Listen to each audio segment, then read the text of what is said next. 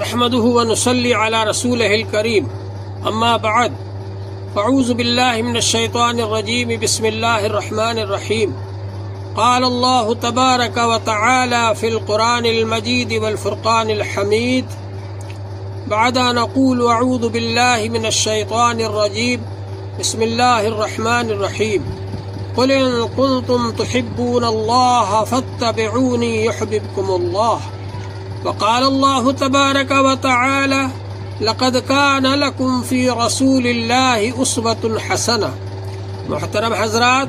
اللہ جل شانہ کا بہت بڑا فضل و کرم ہے اور اس کا انعام و احسان ہے کہ اس نے ہم کو حضور پاک صلی اللہ علیہ وآلہ وسلم جیسے رسول عطا فرمائے، جن کی سیرت پاک کو اللہ جل شانہ نے تمام انسانوں کے لیے ایک معیاری اور ٹکسالی اور ایک مثالی زندگی بنائی، اور حضور پاک صلی اللہ علیہ وآلہ وسلم کی زندگی کے بارے میں فرمایا کہ آپ کی زندگی تمام انسانوں کے لیے ایک نمونہ ہے، ایک آئیڈیل ہے، جو ان کے مطابق زندگی گزار کر کے آئے گا، جو ان کی سنتوں کے مطابق عمل کر کے آئے گا، جو ان کے طریقے کے مطابق زندگی گزار کر کے آئے گا، تو اللہ جل شانہ اس کو اس دنیا میں بھی کامیاب فرمائیں گے اور آخرت میں بھی کامیاب فرمائیں گے۔ حضور پاک صلی اللہ علیہ وآلہ وسلم نے ارشاد فرمایا ہے، لا یؤمن احدکم حتی اکون احب الیہ من والدہ وولدہ والناس اجمعین۔ تم میں سے کوئی شخص اس وقت تک کامل ایمان والا نہیں ہو سکتا یہاں تک کہ اس کے دل میں سب سے زیادہ محبت اس کے ماں باپ سے بھی زیادہ، اس کی اولاد سے بھی زیادہ، اس کی جان سے بھی زیادہ، سب سے زیادہ اس کے دل میں محبت میری ہو، یعنی حضور پاک صلی اللہ علیہ وآلہ وسلم کی محبت اس کے دل میں سب سے زیادہ ہو۔ جب اس کے دل میں سب سے زیادہ رسول پاک صلی اللہ علیہ وآلہ وسلم کی محبت ہوگی، تب وہ کامل ایمان والا ہوگا، ورنہ اس کا ایمان ناقص رہے گا۔ ہر انسان اس معیار پر اپنے آپ کو جانچ لے، اپنے ایمان کو جانچ لے، اپنے اخلاص کو جانچ لے، حضور صلی اللہ علیہ وسلم سے محبت کے دعوے کو جان لے، اپنے عشق رسول کے دعوے کو جانچ لے اس معیار پر کہ میرے دل کے اندر رسول پاک صلی اللہ علیہ وآلہ وسلم کی محبت کتنی ہے۔ اور یہ اس وقت پتہ چلے گا جبکہ ایک طرف سنت ہے، ایک طرف بدعت ہے، ایک طرف سنت ہے، ایک طرف رسم و رواج ہے، ایک طرف سنت ہے، ایک طرف آپ کے گھر کا تقاضا ہے، ایک طرف سنت ہے، ایک طرف برادری کا تقاضا ہے، ایک طرف سنت ہے، ایک طرف فیشن پرستی ہے۔ ان میں سے آپ کس چیز کو اختیار کرتے ہیں؟ اگر آپ سنت کو اختیار کرتے ہیں، رسول پاک صلی اللہ علیہ وسلم کے طریقے کو اختیار کرتے ہیں، تو یہ اس بات کا ثبوت ہے کہ آپ کے دل میں سب سے زیادہ محبت اللہ تبارک و تعالیٰ کی ہے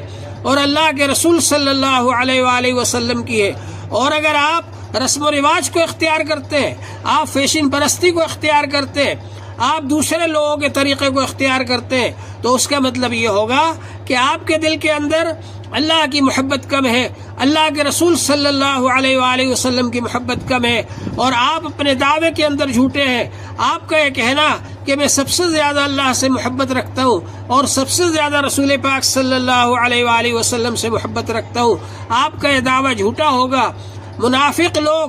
زبان سے کہتے تھے کہ ہمارے دل میں سب سے زیادہ محبت اللہ تبارک و تعالیٰ کی ہے، محبت اللہ تبارک و تعالیٰ کی ہے اور رسول پاک صلی اللہ علیہ وآلہ وسلم کی ہے، لیکن منافق لوگوں کے دلوں میں نہ اللہ تعالیٰ کی محبت تھی، نہ رسول پاک صلی اللہ علیہ وآلہ وسلم کی محبت تھی، بلکہ ان کے دلوں میں بغض بھرا ہوا تھا، ان کے دلوں میں نفاق بھرا ہوا تھا، ان کے دلوں میں بے ایمانی بھری ہوئی تھی۔ لہذا جب انہوں نے یہ کہا کہ ہم ایمان لے آئے، تو اللہ تبارک و تعالیٰ نے فرمایا کہ بعض لوگ ایسے جو یہ کہتے ہیں کہ ہم ایمان لے آئے، وما ہم بمؤمنین، ان کے دلوں میں ایمان نہیں ہے، اور جب موقع آتا تھا تو وہ لوگ رسول پاک صلی اللہ علیہ وآلہ وسلم کی شان میں گستاخی کرتے تھے۔ ایسے ہی ایک موقع پر عبداللہ ابن سبا نے، عبداللہ ابن ابی نے گستاخی کی، اور اس گستاخی کی وجہ سے حضور پاک صلی اللہ علیہ وسلم پر آیت پاک نازل ہوئی قرآن پاک کی۔ اس نے یہ کہا تھا کہ ہم لوگ عزت والے ہیں اور یہ مہاجرین ذلیل ہیں، لہذا جب ہم مدینے جائیں گے تو ان مہاجرین کو وہاں سے نکال دیں گے۔ اللہ جل شانہ نے قرآن پاک کے اندر اس کی اس بات کو ظاہر فرما دیا، اور اس کے بیٹے حضرت عبداللہ مدینہ پہنچنے سے پہلے راستے میں مدینہ کے قریب اس کی سواری کے سامنے کھڑے ہو گئے اور یہ فرمایا کہ تو اس بات کا اقرار کر کے دے رہے، تو عزیز نہیں ہے، تو ذلیل ہے، تو عزت والا نہیں ہے، تو ذلت والا ہے، اور حضرت محمد صلی اللہ علیہ وسلم عزت والے ہیں۔ جب تو اس بات کا اقرار کرے گا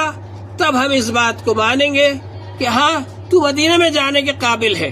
چنانچہ حضور صلی اللہ علیہ وسلم بھی تشریف لے آئے اور آپ نے فرمایا اس کو جانے دو۔ بہرحال گستاخ رسول کے ساتھ خود اس کے بیٹے حضرت عبداللہ نے معاملہ کیا اور یہ بتلا دیا ساری دنیا کو کہ باپ سے بھی زیادہ ان کے دل میں حضرت رسول پاک صلی اللہ علیہ وسلم کی محبت ہے۔ یہ جذبہ ہونا چاہیے کہ ہم اللہ سے زیادہ، اللہ کے رسول صلی اللہ علیہ وسلم سے زیادہ کسی سے ویسی محبت نہیں کریں گے۔ یہ جذبہ اگر آپ کے اندر ہے